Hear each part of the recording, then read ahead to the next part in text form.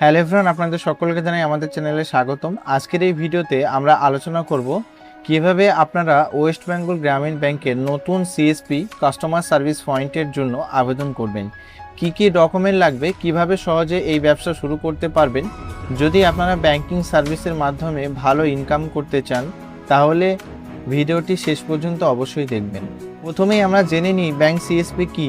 CSP কথার full form হচ্ছে customer service point, যার মাধ্যমে আপনারা ব্যাংকের বিভিন্ন যে পরিষেবাগুলো আপনারা কাস্টমারকে দিতে পারবেন এবং প্রত্যেকটা সার্ভিস আপনারা কাস্টমারকে দেওয়ার জন্য আপনারা একটা ভালো ইনকাম আপনারা ওখানে করতে পারবেন। প্রত্যেকটা সার্ভিসের জন্য আপনাদের নির্দিষ্ট একটা কমিশন রয়েছে।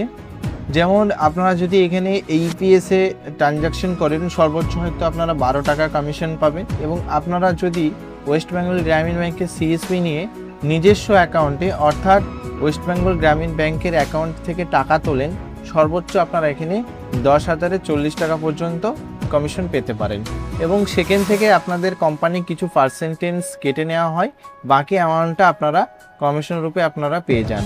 তো সিএসপি আবেদন করার জন্য আমাদের কি কি ডকুমেন্ট লাগবে, কিভাবে আবেদন করব, সমস্ত কিছু এই ভিডিওতে বিস্তারিত আমরা আলোচনা করব। তো ব্যাংক সিএসপি আবেদন করার জন্য আপনাদের প্রথমে যেটা করতে হবে, আপনাদের নিকটবর্তী আপনাদের ব্যাংকে গিয়ে ডাইরেক্ট ম্যানেজারের সঙ্গে আপনাদের যোগাযোগ করতে হবে। তো যে কোনো ব্যাংক কোনো সময় সরাসরি ব্যাংকে সিএসপি দিয়ে থাকে না, বিভিন্ন অথরাইজ যে কোম্পানি বা প্রোভাইডারের মাধ্যমে সিএসপি দেওয়া হয়।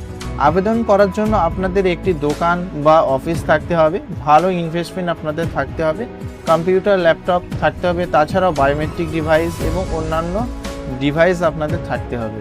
এবার আমরা আলোচনা করব সিএসপি আবেদন করার জন্য কি কি ডকুমেন্ট লাগবে। প্রথম ডকুমেন্ট হচ্ছে আপনাদের Aadhaar card, PAN card, voter card, bank passbook, passport সাইজের ছবি, দোকানের ছবি, ট্রেড লাইসেন্স এবং mobile number, email ID.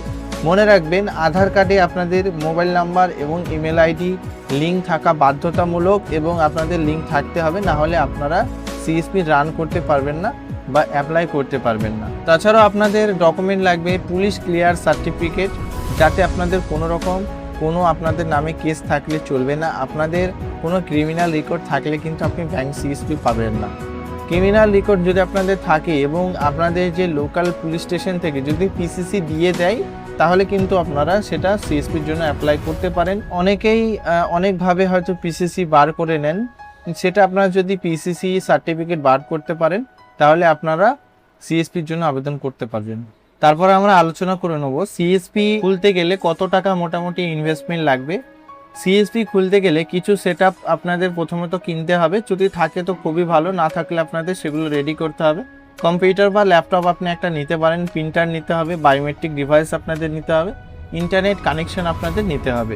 Broadband নিলে খুবই ভালো, কারণ মোবাইলে নেটওয়ার্কে কাজ করে আপনি বিভিন্ন অসুবিধা ফেস করবেন এবং শান্তিভাবে কাজ করতে পারবেন না, তার জন্য আপনাদের একটা ইন্টারনেট কানেকশন অবশ্যই জরুরি।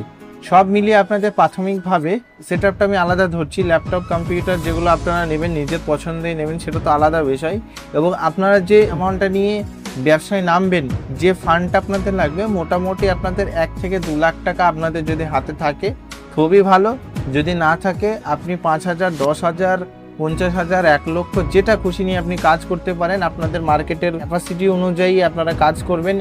আমি বিভিন্ন আমার যে সিএসপি বন্ধুগণ রয়েছেন তাদের সঙ্গে কথা বলেছি, এমনও সিএসপি রয়েছেন যাদের হয়তো 50,000 টাকা নিয়ে ব্যবসা স্টার্ট করেছেন, তারা হয়তো আজকে 5 লক্ষ টাকা পুঁজি করে ফেলেছে। এবং 50,000 টাকা থাকলেই যে আপনি ব্যবসা করতে পারবেন না এরকম কোনো বিষয় নয়। 50,000 টাকা কেন, 20,000 টাকা থাকলে আপনি ব্যবসাটা স্টার্ট করতে পারবেন। আপনার কাস্টমারগুলো যদি আপনাদের সঙ্গে সম্পর্ক ঠিকঠাক থাকে বা গ্রামের দিকে আপনাদের সিএসপি থাকে, অনেক সময় কি হয় ব্যাংকে অনেক সময় ক্যাশ দেয় না যে তুলে এনে আপনাদের বিকালে দেবো, অনেক সময় হয় এটা গ্রামের দিকে। আমি দেখেছি অনেক সিএসপিটাই এরকম করে যে আপনি সকালে তুলে নিয়ে যান, বিকালবেলা আপনি ক্যাশটা নিয়ে যাবেন, তারা আবার ব্যাংক থেকে টাকা এনে ক্যাশটা দিয়ে দেয়। ডিপেন্ড করে আপনাদের এরিয়ার বিষয়ে, যেটা আপনি আপনার মতো সেটা আপনি পরিচালনা করবেন, সেটা আপনার একান্ত ব্যক্তিগত ব্যাপার। সিএসপি অ্যাপ্লাই করার আগে আপনাদের আমি একটা সতর্ক বার্তা দিতে চাই, অনেক ভুয়ো কোম্পানি রয়েছে সিএসপি দেওয়ার নাম করে আপনাদের সাথে প্রতারণা করে।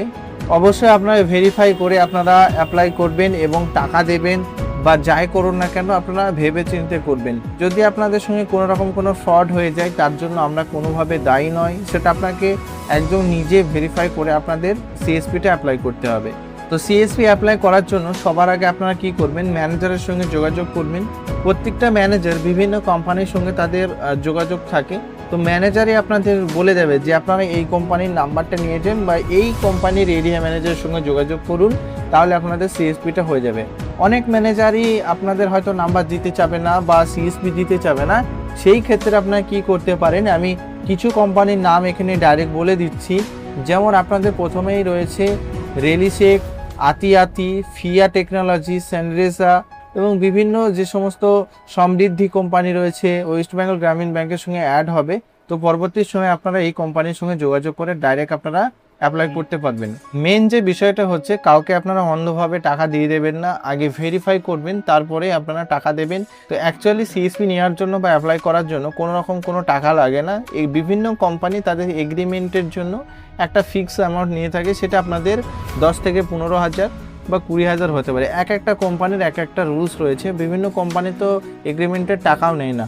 যে অ্যামাউন্টটা আপনারা টাকা জমা করবেন তার রিসিভ কপি আপনারা কোম্পানি থেকে পেয়ে যাবেন, এবং তার যে অ্যামাউন্ট আপনি জমা করছেন সেটা সিএসপি ছেড়ে দিলে আপনারা পুনরায় রিফান্ড পেয়ে যাবেন। আজকের এই ভিডিওটা এতটুকুই। আজকের এই ভিডিওটা যদি আপনাদের একটু ভালো লাগে, অবশ্যই ভিডিওটাটি লাইক করে চ্যানেলটি সাবস্ক্রাইব করে অল নোটিফিকেশন অন করতে ভুলবেন না। আবার দেখা হবে নতুন কোনো ভিডিওতে। ধন্যবাদ সবাইকে।